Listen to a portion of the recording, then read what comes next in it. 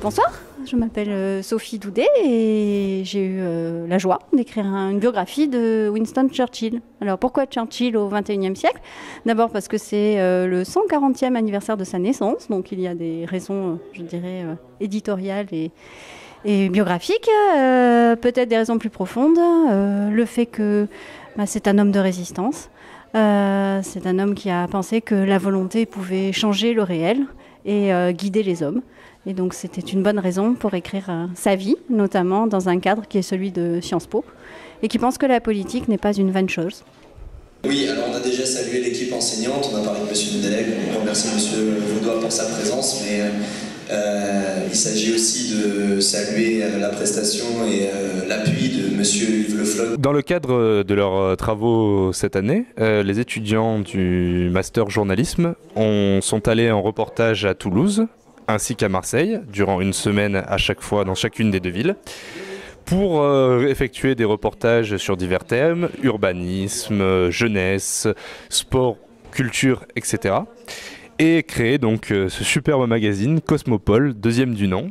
Donc comme vous le voyez, Toulouse-Marseille, le face-à-face, et alimenter ce très beau magazine qui, on espère, vous plaira.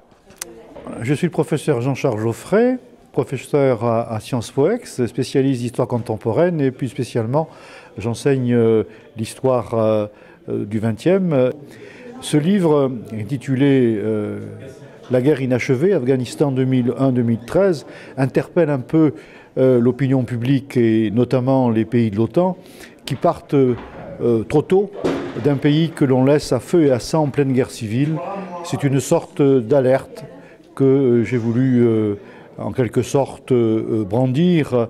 La seconde raison, c'est de montrer les capacités, puisque un grand chapitre est consacré à l'armée française, du savoir-faire dans ce qu'on appelle la contre-insurrection et qui nous a été très utile avec un minimum de dégâts pour les populations locales, entre autres, notamment au Mali et, espérons-le, en Centrafrique. Je m'appelle José Nicolas, je suis photographe depuis 30 ans.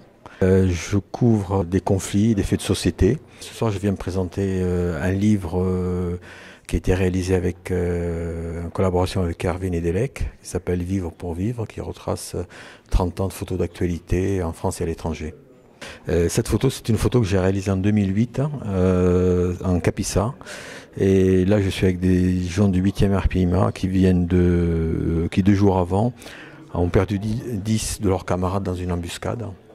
Et là, on est, après une patrouille de 72 heures, on se repose dans un village et